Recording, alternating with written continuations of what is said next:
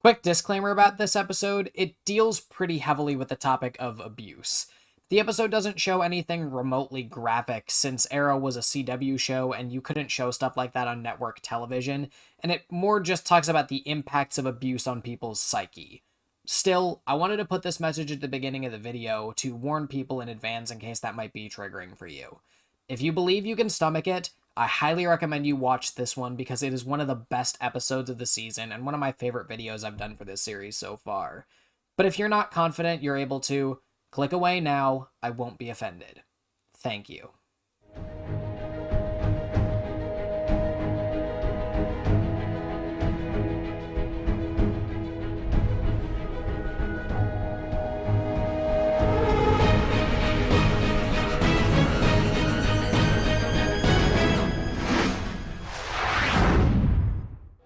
Ladies and gentlemen of the internet, my name is Demigod Shmurda here. Hello and welcome back to another video and welcome back to another episode of Arrowverse Analysis.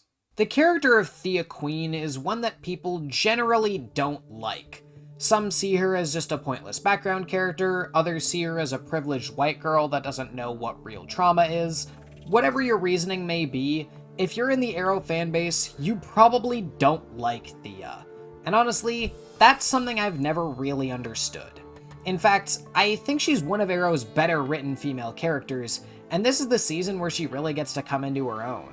In previous seasons, Thea Queen was defined by the actions of her family, being left behind and becoming their collateral damage. And that started to go away at the end of season 2 when she begins building her own identity. People want to make jokes about how Arrow season 3 just turned everyone into superheroes, see also every third season of an Arrowverse show, but Thea is one of the cases where I actually feel like that kind of makes sense. Thea ends season 2 broken and alone, finding it impossible to trust anyone, and submitting herself to Malcolm Merlyn's torture because she believes it will prevent her from being hurt again. Unfortunately, we all know how that turns out. But if you think about it from her perspective, Thea is incredibly justified in going her own way, and her journey almost mirrors Oliver's in a lot of ways. At its core, Arrow is a show about change and evolution, and now it's Thea's turn to bask in the fire. In between seasons, Thea spends a summer being trained by her League of Assassins trainee father, and frankly, that alone does something to a person. We see how the League of Assassins trains people later in this season, and it is not an easy process. Thea essentially spends 5 months getting tortured because she doesn't want to be hurt again. I think it's safe to say that she knows more about trauma than people are willing to admit that she does. But even before the summer, her net worth does not discount the fact that she lost a father in Robert, a brother in Oliver, and potentially a sister-esque figure in Sarah when the Queen's gambit sank. Being left alone to grieve does something to a person, and I can only imagine it's worse in a house as big and devoid of emotion as the Queen Mansion. It's no wonder she turned to drugs to cope with her loss. Even at the beginning of season 1, Thea's journey mirrors Oliver's. When she says it was hell in Starling 2 and begs Oliver to let her in, it's because she knows they're both different and need an outlet to reassure them. And Moira is clearly not cutting it. Imagine losing half your family in a boating accident and your mother being emotionally unavailable for 5 years, only for your brother to return and be too racked with his own PTSD to even be able to entertain your PTSD from the fact that he died. Thea is essentially completely alone for most of season 1, neglected by her family. Thea basically loses her whole family in one night because Moira is off grieving on her own, and is just told to deal with it because she's rich and apparently money can buy happiness. Nobody ever asks Thea how she's doing or whether she needs help. And even though it's not malicious, it still makes her feel invisible and gives her the impression that her own feelings don't matter. And that is, quite unfortunately, a feeling I'm all too familiar with. Speaking from experience, feeling a lack of appreciation and control can cause you to make impulsive decisions like, oh, I don't know, doing something radically different with your hair in an effort to get people to pay attention to you more.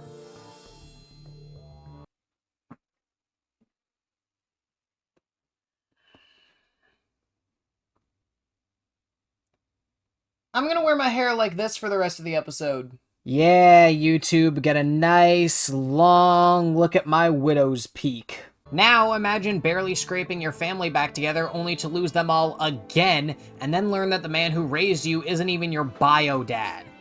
Thea's entire world was destroyed no less than 3 separate times during Arrow's first 2 seasons.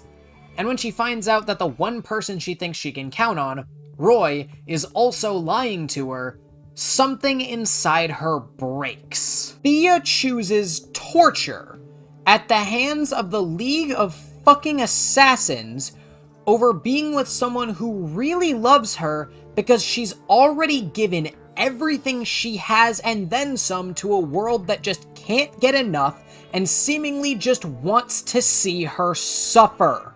It's also worth noting that in between seasons 1 and 2, she begins running a business, Verdant, which is stressful in its own right and clearly has an impact on her self-image, judging by the number of scenes we see of her at the club in the first half of the season. She lets her work consume her because it's easier than facing the fact that she just got orphaned a second time. It is a miracle that this poor girl didn't relapse. And you gotta remember that the saddest part is that all of this shit happens to a teenage girl. Thea's not even 18 for half of season 1. All of this development that most people didn't even realize Thea was getting culminates in this episode, so it's time we take a look at it and ask ourselves how the results of that development panned out.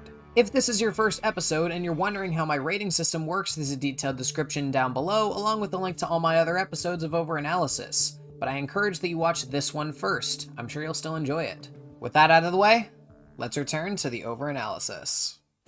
Beth Schwartz returns alongside first-time writer Eric Olson to pen the episode Corto Maltese, which premiered on October 22nd, 2014, and was directed by Steven Surgic, his only contribution to the series. Looking to bring his sister home in the wake of Sarah's death, Oliver tracks Thea to an island off the coast of South America. Through flashbacks, we see the things that Thea's been through in the 5 months she's been there, including being subtly influenced by Malcolm to keep her under his thumb.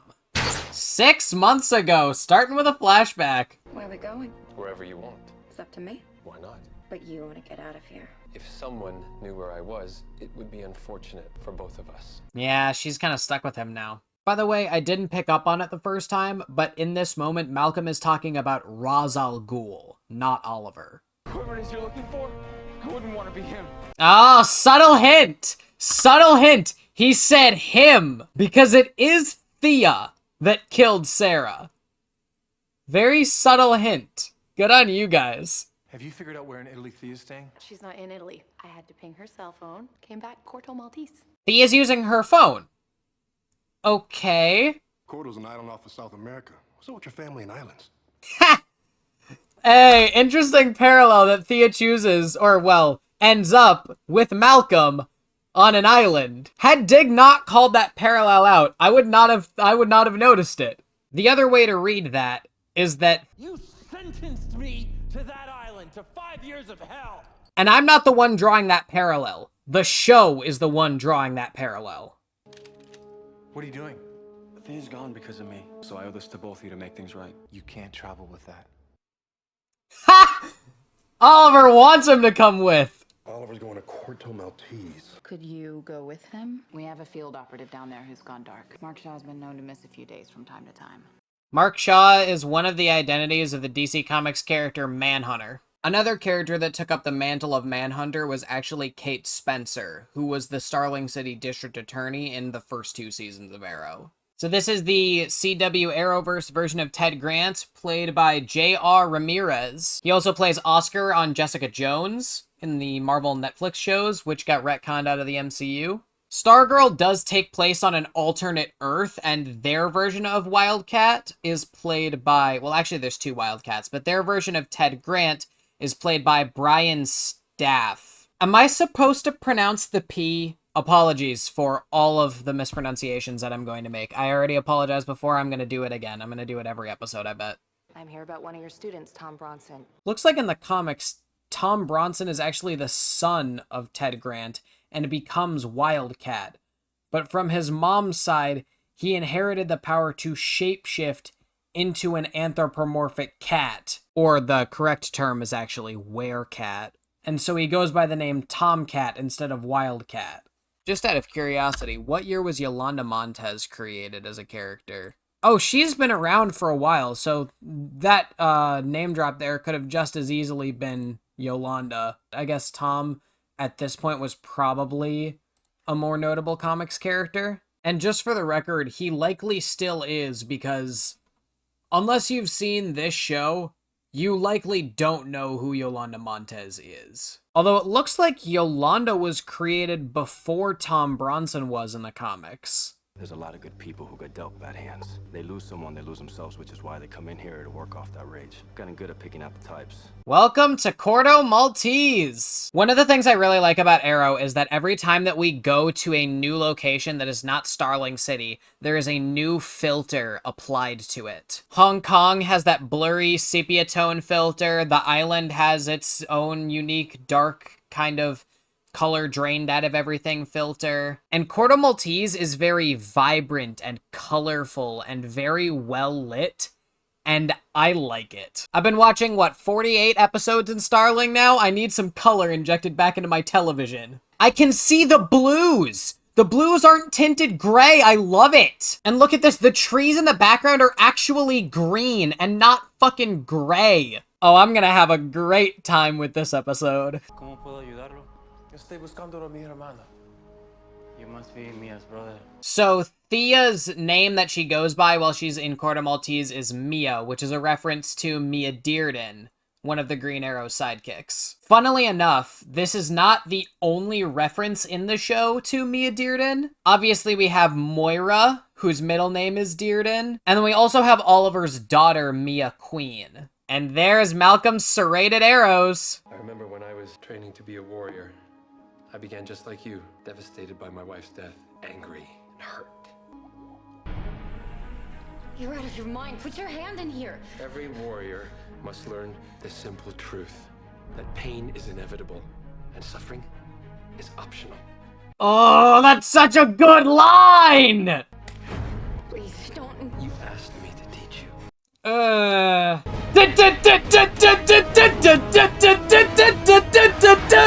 Also, to continue the parallels between Oliver and Thea, they both have a ritual involving a bowl of water that is important to their training. For Oliver, it's slapping the water to get his actual bow strength for his pulling arm, and for Thea, it's dousing her hands, and I imagine more parts of her body, but in what we see, her hands in boiling water. Oh, and now Thea's speaking Spanish. Interesting, though, that Thea always ends up working at a place that serves food or drinks. She had Verdant in Starling, and then she has this cafe here in Corto Maltese. Watch this guy walk past, and now he's gone. I cannot believe that made it through in editing, dude. I cannot believe that. I'm gonna call it out again. I love how vibrant and green the frickin' lawn and the plants and the scenery is. Like, it might seem like just a small thing, just like a lighting thing, but it's very visually striking when the rest of the show looks like, well, like this. Or this. Or this. Or this. Like, seriously, did we really need to desaturate Thea's red jacket? And just superhero stuff in general right now is just like, everything is tinted gray. In fact, not just superhero stuff, everything right now, all film, all television, everything just has this slight gray tint to it, and I fucking hate it. Because this pops. I love the color of this.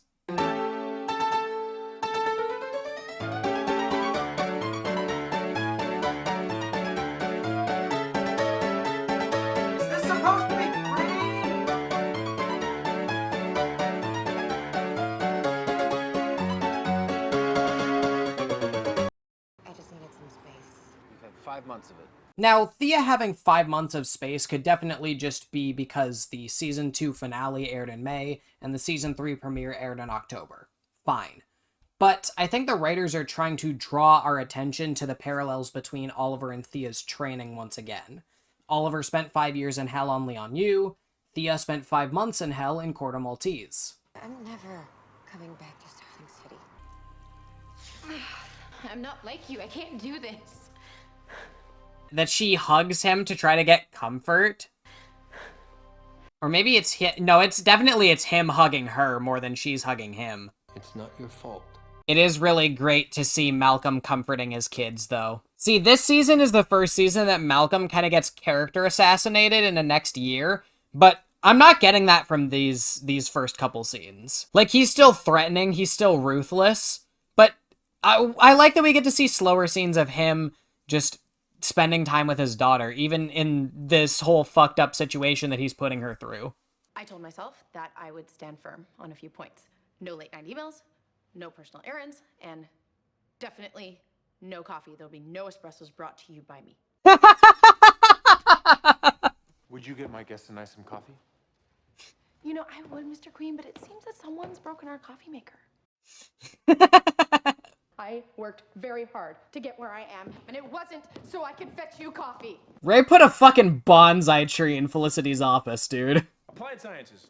QC's Bleeding Edge Research Division to some wacko blew it up last year. Some wacko blew it up last year.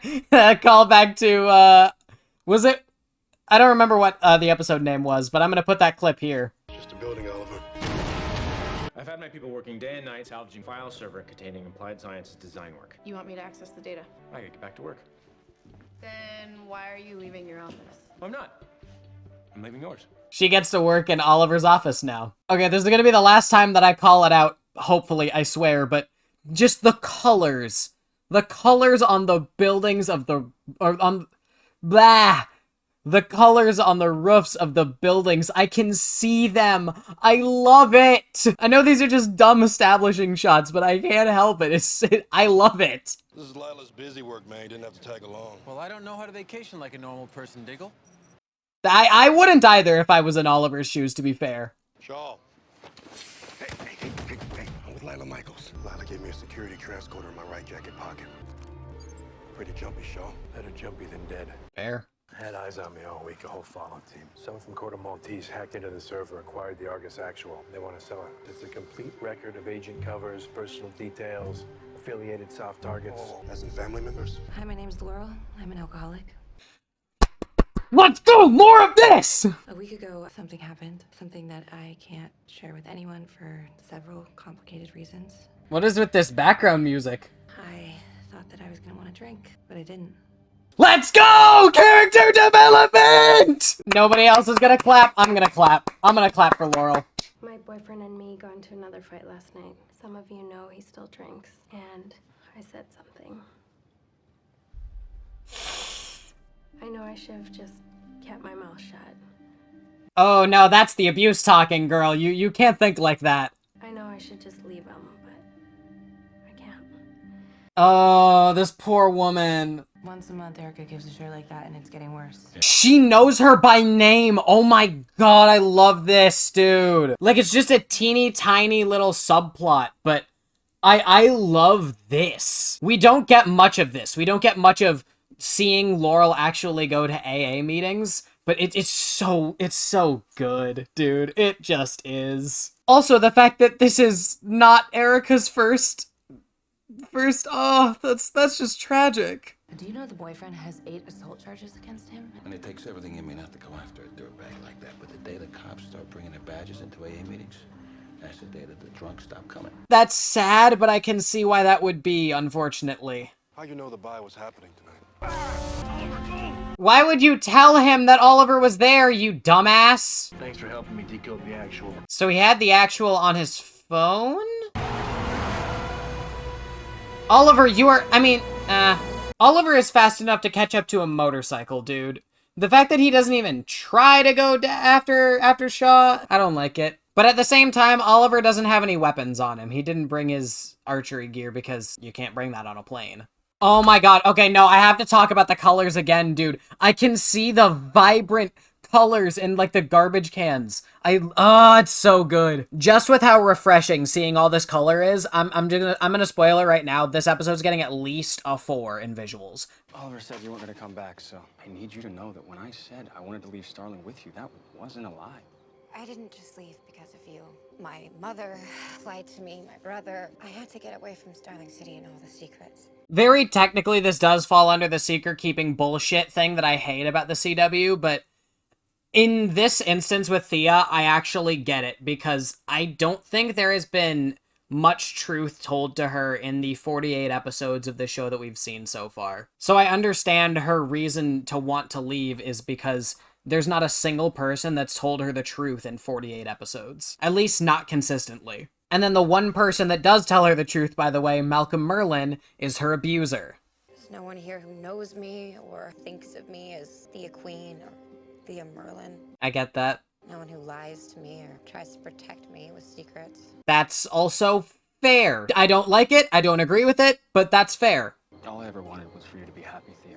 I believe that. Are you okay? No. I just haven't been sleeping much lately. I'm gonna reinterpret that him line from the top of the episode. I wouldn't want to be him, the guy that killed Sarah, because now they're setting up the mystery that it might have been Roy that did it. I don't remember when Roy has the dream that he killed Sarah, but that's a setup for that, which again is dumb. I thought I could do this differently, but I can't. I need to train you as I was trained.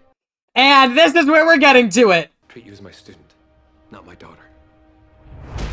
Oh! What are you doing? Stay away from me, you sick son of a bitch! That line delivery could have been better. Oh, his grin. Malcolm is sadistic, man. We've hacked his email traffic. He's got a buyer en route to Corto Maltese. Waller's dispatched a wet team to your position.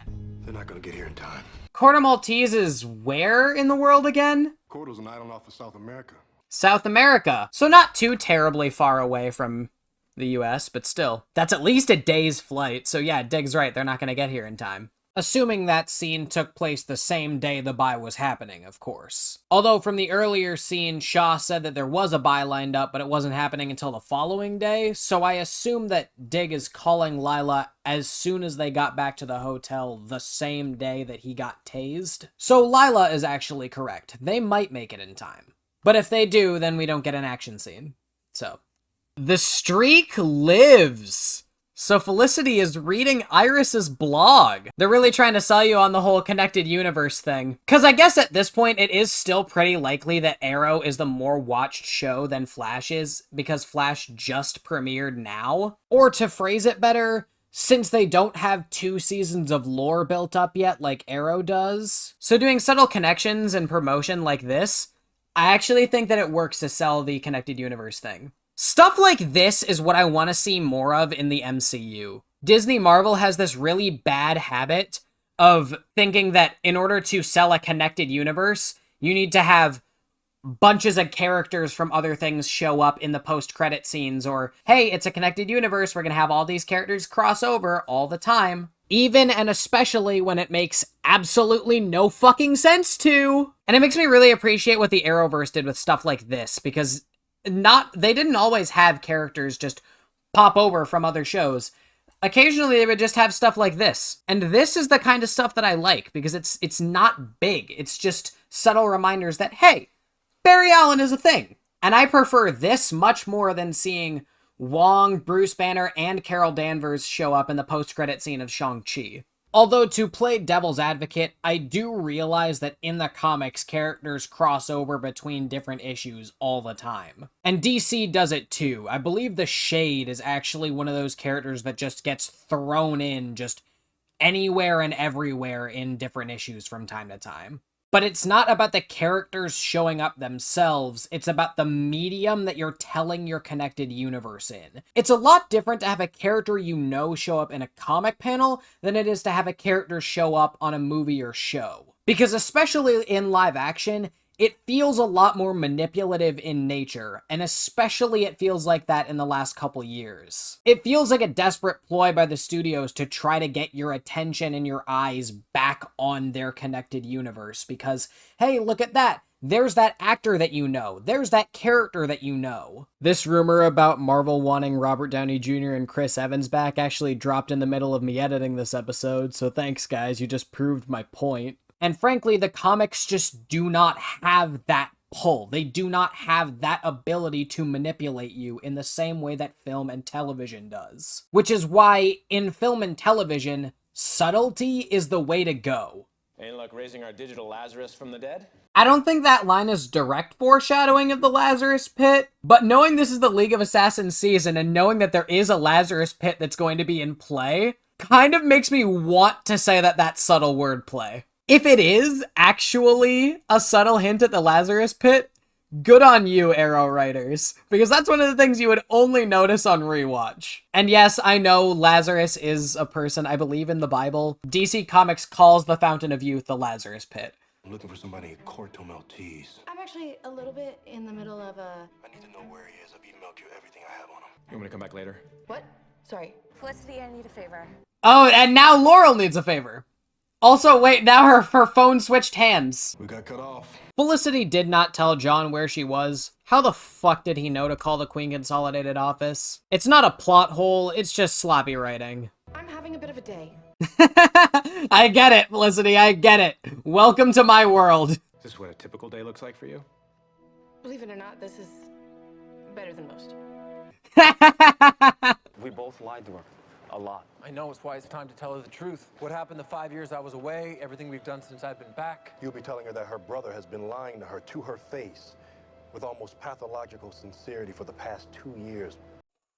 Yeah, that would make it a lot worse. Look around. I've already lost her. I like that line. You know what they say? Fear a man that has nothing left to lose. Oh, she's wearing Sarah's jacket! Okay, this is admittedly a really bad scene for comparison, but you see what I'm talking about, right? The reds, the blues, the yellows, everything is a lot more faded in Starling. And I say it's a bad shot because it's supposed to be colored like this, because it's an alley at nighttime. But you can tell, even in this earlier scene, is this wall behind Felicity supposed to be blue or gray? Are the tiles on the floor supposed to be green? Or is that also gray? I hear you like to hit women. I actually think the framing of this shot is really cool. You can see the car door close and then it drives away, but the camera's panning towards Laurel. Scenes like that don't make Laurel weak. We need to see our heroes get knocked down in order to build them up, regardless of the gender. Characters that just succeed all the time are boring. That's just true. They are. Characters failing makes them deeper. That is a fact. Let us look to the poster child for superheroes that fail, Peter Benjamin fucking Parker. His origin story is that he fails to save Uncle Ben. Or you know what? For a more modern example, Miles Morales fails to save Uncle Aaron from getting shot by Kingpin in Spider-Verse. Barry Allen fails to save his mother from the Reverse Flash. Failure is necessary for making an interesting character. That's the exact reason why people didn't like Captain Marvel, which I'm bringing up because the Marvels came out, literally yesterday as I'm recording this. I'm too relieved to be mad at you. I really am. Oh. I love that you can see Sarah's jacket on the table here. To bring up my favorite trope to use in these videos, bathos. Did she clean it off? Did she clean Sarah's blood off of it? I really hope she did. There's just something I needed to work out. Baby, you could talk to me about anything. You know that, right? I know. And this is where it really hurts for Laurel to have kept Sarah's death a secret from Quentin. Because now it's hurting Laurel on two fronts. The emotional pain that she's feeling from her sister's death, and the fact that there is no one that she can talk to about it. So honestly, it just makes this scene that much better. Oh, no, don't compare her to Sarah, Quentin. I know you're trying to protect her and I know you mean well, but don't try to compare her to Sarah. I know that's not what he's doing, but if you read into the lines a certain way, that's what it could seem like he's doing. Which would actually just push Laurel further into trying to be like Sarah, to trying to prove herself, to trying to prove that she can be better, that she can do what Oliver and Sarah can do. And I do kind of think that's what the journey that Laurel is on right now is kind of being. She's grieving her sister, but she's also trying to prove to everyone and to herself that she can do more in the same way that Sarah could. To borrow a line from Spider-Gwen in Across the Spider-Verse, I couldn't save my sister, so now I save everyone else. Nice to talk to you. No, she should have said step into my office. Come on, that would have been a great callback. I came by to get your advice on something. Step into my office. I've lied. I have kept secrets. The truth is that if I tell you all the things that you don't know about me, you would see me differently.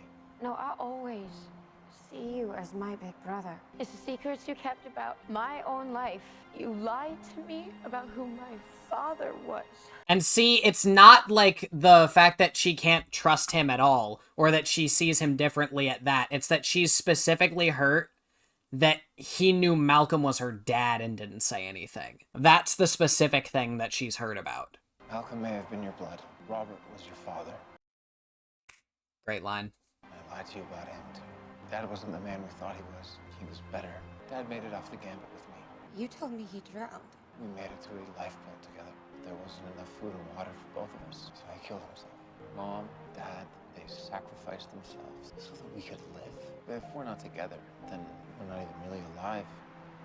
Oh, that's such a good line! I rescind this line from my last video. I'd argue that Arrow never fully covered the grief that Oliver felt over the death of his father, Robert Queen. Yeah, like, it's just a background thing. It's never directly acknowledged as part of Oliver's arc or the exact reason that he does his crusade. But god damn it, it's they sacrificed their lives so both of us could live. And it is exactly what Moira did too! Like father, like mother, like son. Oliver sacrificed his life for the entire multiverse. For Thea, in the same way that Robert and Moira did. I'm just glad they acknowledged it. I don't care that I was wrong in the last video anymore. Another thing that I really like about this scene is that line that Oliver says, Dad wasn't the man we thought he was better. It just has a lot of impact because Robert Queen does all this terrible shit. He joins up with Malcolm's cabal, he cheats on Moira, he kills that local councilman, although that one was on accident.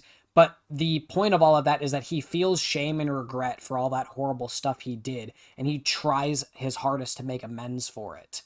So when Robert does what he does and sacrifices his life for Oliver, that is another way of him atoning for his sins. He ended his life doing something good, repenting for what he did, and giving someone less fortunate than himself, in the case of Oliver, a chance to survive and possibly right the wrongs that he made. I actually think that this line from the Black Lightning series finale of all things really exemplifies the characterization of Robert and Oliver really well. You know about the 100 boy you killed? That there, what you're feeling? That's shame. Tobias doesn't feel shame. And that's why you'll never be like him and why you're the one to stop him. The shame that they feel for the horrible things that they do is what shows that they have a willingness for improvement and a capacity to be better. And that's what sets them apart from other villains of the show, like Malcolm, for example. I was expecting Armitage. Armitage? Wait, I recognize that name. who would break a stranger out of prison? Someone who wishes to hire you for a job. Where'd you get this? Our hotel room. Oh, I love this. Oliver made them bows. That's so fucking cool. That's not Argus. Oh, it doesn't have his typical bow sound effects because it's not like... Argus, they know we're here. Because it's not his compound bow. Finish the fucking sentence. It's not his compound bow. It's amazing how cheap you can buy an army for in this country. Behind you! Oliver's like, nah, fuck this. Call me Green Bullet. If I can find the meme on Google that I'm quoting, I will put it in this part of the video. Roy's just out here shocked that this is a thing, dude. I never said I didn't know how to use a gun. And now Roy's like, oh, fuck you. By the way, Arrow fans, no, this does not blow up the show. It is the only time to my memory that this happens, and Oliver is still more experienced with a bow anyway. It just so happens that he can also use a gun and is accurate with it. For example, Batman fights hand-to-hand, but he was trained by the League of Assassins, so if he started using a sword, at least one time, that wouldn't blow up his thing of being a hand-to-hand combat-focused fighter. It just shows that he is proficient in multiple styles of fighting. So I don't know why Green Arrow using a gun is any different than Batman using a sword. Okay, nah. If Diggle is fast enough to catch up to this thing... That was clearly not Colton Haynes.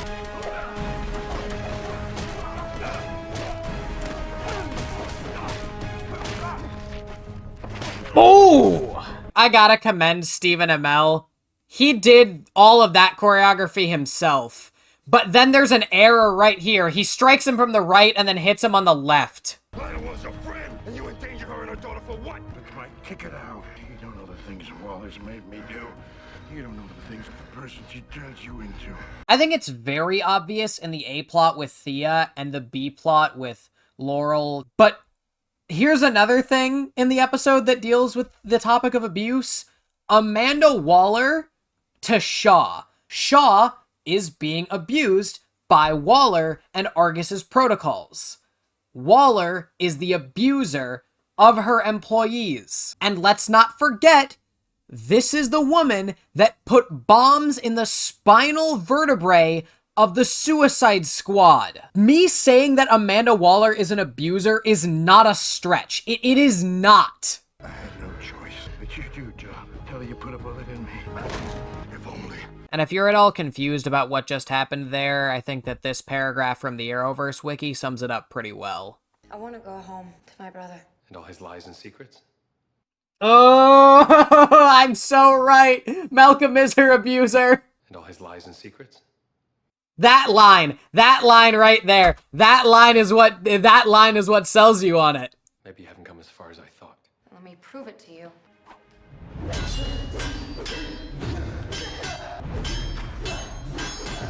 Definitely not Willa Holland. Totally not Willa Holland. Impressive. I had a good teacher. Looks like you're going home. Looks like you are too, Malcolm. You let me win, didn't you? I'll be seeing you soon. Oh yeah, he let her win. I like how Thea has to question it though, because beating Malcolm should not have been that easy. Nearly cost Oliver his life in season 1. But when you throw the backdrop of abuse back into the mix, you now realize that Malcolm is gaslighting her and making her doubt her abilities as she's leaving to go back home, which means that this scene is it just makes this scene that much better once you recognize the undertones. God damn, this episode's covering a lot of shit in 42 minutes. I'm glad you changed your mind. Still not sure about flying commercial, though. I'm so sorry. Thea, are you okay? Yeah, I'm fine. She is not fine. Sarah, she gave me this, and when I wear it, it makes me want to help people like she did. Sarah had training. Which is why I need to start. I want you to consider what would happen to your father if something happened to you. Now that's fair. Nah, that's fair. Ever since it happened, I have had this fire inside of me that I can't get rid of with booze or pills. I need another way. Oh no, Laurel, no! No, don't undo all your character development, Laurel, no! For those of you wondering why I had that reaction, she's talking like an addict. Also, Oliver's recognizing that Laurel hasn't entirely thought through what she's asking him. He's coming at it from the perspective of, give it a couple months, let Sarah's death really sit with you, and then I'll consider it. But right now, nah. Fuck nah. I'm sorry, but I can't. And even if I could, Sarah would never forgive me. That too! Oh, and she's wearing Sarah's jacket. Seems like this would be a good time to ask for a few days off then. My friend was struck by lightning and is in a coma, so... Wait, hang on, let me check something real quick. Which is the episode in season 1 with Felicity? It's episode 4. So, okay, now let me check Flash's time slot compared to Arrow's. So according to Deadline, during the 2014-15 season, Flash aired a day before Arrow. So Felicity saying that line is actually them referring to next week's episode of Flash. Also, just for the record, this article says that Whose Line Is It Anyway was on Friday nights, and Wayne Brady, as I believe he was one of the hosts, something like that, he went on to play the main villain of Black Lightning Season 3. He's not like a comedic villain, he's not like a kooky villain, he's just... he plays it really straight, and he's very good in the role. And now they're playing the sinister music. He's going through... Wait, does that say OMAC? Oh shit! OMAC is a thing. This is a DC character, right?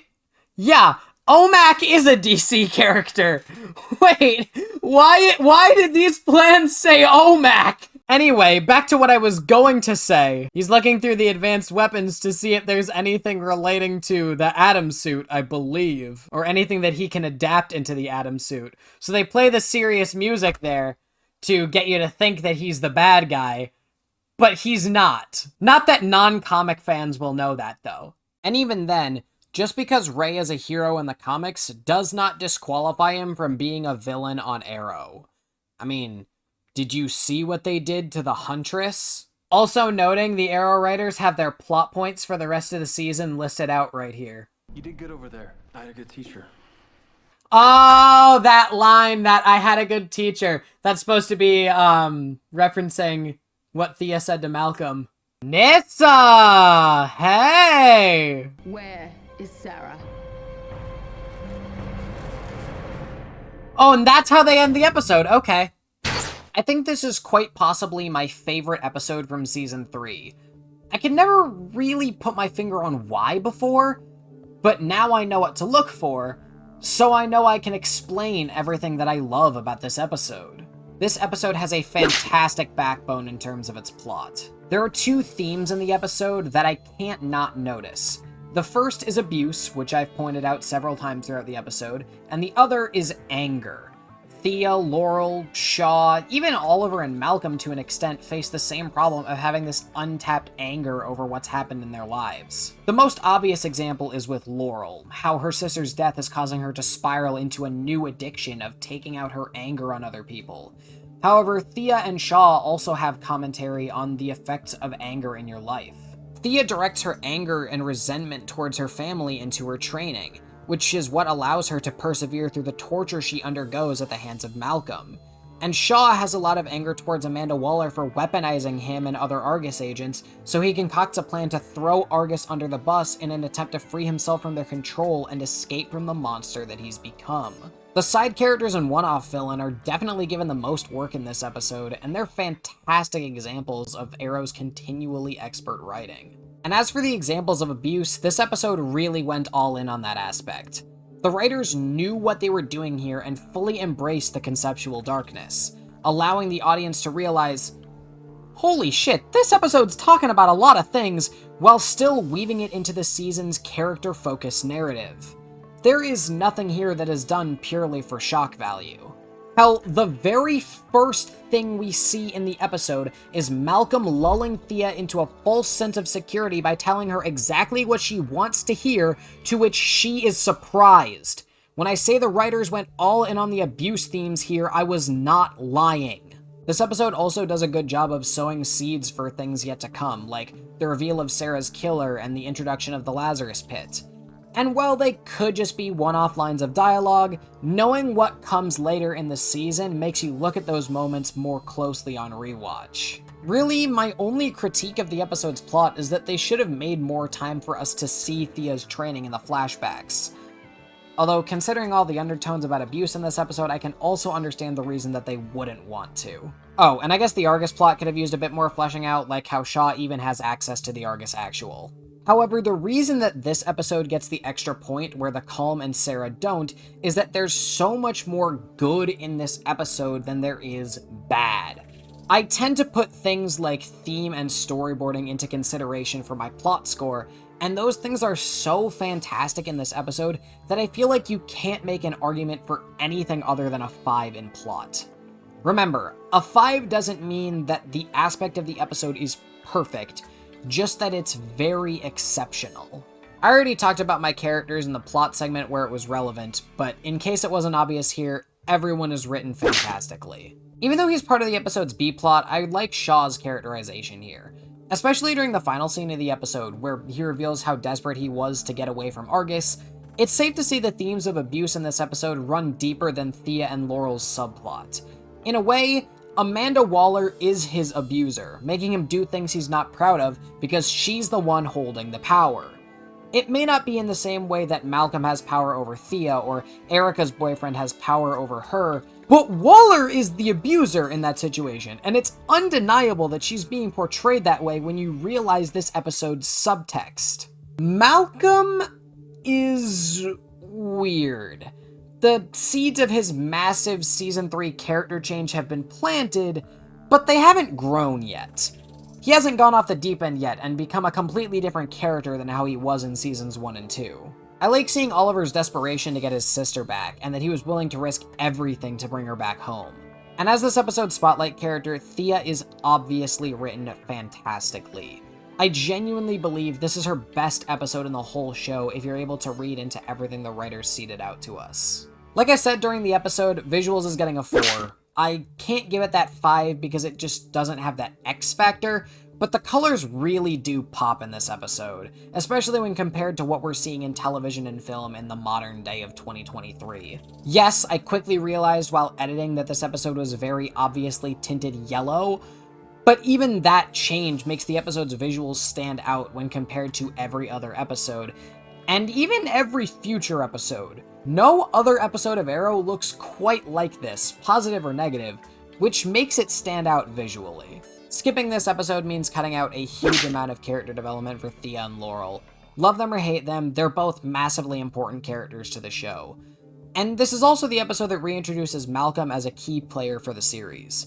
Also, remember, Thea kills Sarah, and you kinda gotta see this episode to see the seeds sown for how that happens. Sure, the B-plot with Shaw isn't all that important, so I'll dock the episode a few points on that account, but to say this is one of the more skippable episodes for this season is just blatantly incorrect. And while I obviously enjoyed this episode, I can understand why it wouldn't exactly be everyone's cup of tea. Like I said in the intro, Thea is a character people are not a huge fan of.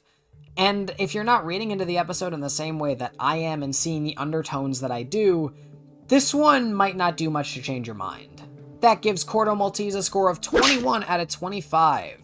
Now let's get into the wrap-up. I know that the episode ended up being heavier than you guys were expecting, so I'm gonna end off with something fun for once. Remember how I said Whose Line Is It Anyway was on Friday nights on the CW, and that Wayne Brady was a regular on that series? Well, I found this old clip of him on Chappelle's show that I thought you would get a laugh out of. Is Wayne Brady gonna have to choke a bitch? I just find it very funny that the guy that once said, "I'm Wayne Brady, bitch!" actually plays the more serious of the two major villains on Black Lightning. Crondon's Tobias Whale is a lot more comedic, whereas Crondon is a lot more of a serious guy. But Wayne Brady has a history of doing a lot of comedy stuff and ended up actually playing the more serious villain, and I just thought that was really cool.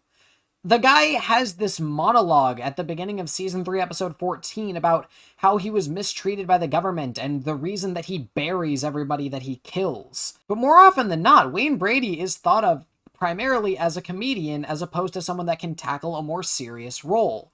But not only does he pull off the seriousness really well, but because of his comedic experience, he can also deliver some of the most subtly funny lines of the whole show. Clearly you're what they call a millennial. And also keep in mind, this guy was only in 4 episodes of the whole show. He had only 4 episodes to flex his acting muscles, and he did it with aplomb. He is fantastic and was easily one of the best castings from that season. But anyway, that is it for this episode, guys. If you enjoyed it, please be sure to leave a like and a comment. That'd be greatly appreciated. Also, be sure to click that subscribe button if you haven't already so that you can join us as soon as freaking possible. And while I'm plugging everything else, be sure to click the bell so that you get notified whenever we upload one of these crappy videos. But apart from that, I will see you guys in the next one. Peace out, guys. This is Demigod Shmurda. Edge!